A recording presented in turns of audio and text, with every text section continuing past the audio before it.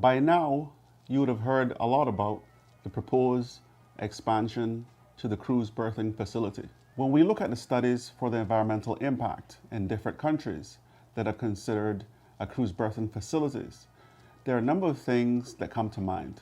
When the dredging starts, the water itself will change in color. So, for example, you may see a white cloud in the harbor during the time of the dredging. There's no guarantee how far that white cloud may travel. For example, if we look along 7 Mile Beach, where tourists are actually enjoying the 7 Mile Beach, what kind of reaction would they have if they have to bathe in the cloudy, murky, or even mucky water?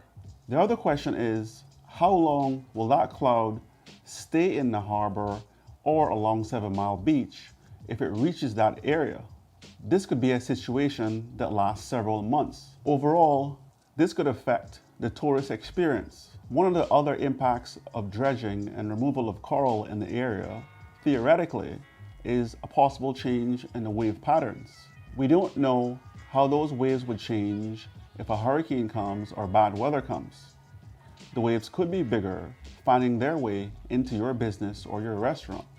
One other concern about dredging is the possibility that the seabed could be dug up and harmful toxins could be released that were once in the seabed itself.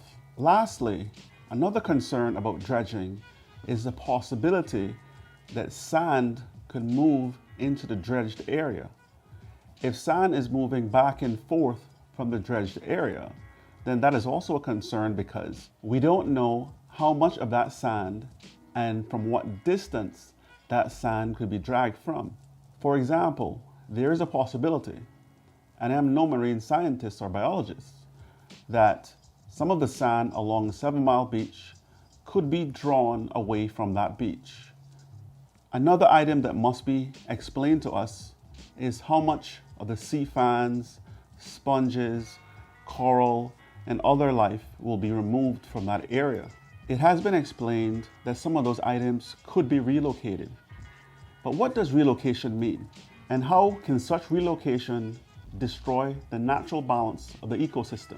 And can you imagine if that big ship is docked in the harbor, when it starts to reverse or starts to turn, what damage the propellers could do?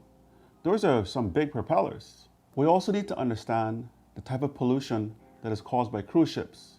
For example, it is said that cruise ships dump billions of wastewater in the sea annually. So, how much of that wastewater will be left here in the Cayman Islands? While it is still theoretical, we still don't have a full understanding of whether overall this project could lead to the complete erosion of 7 Mile Beach. So that's a summary of some of the things that we need to think about when we consider the environmental impact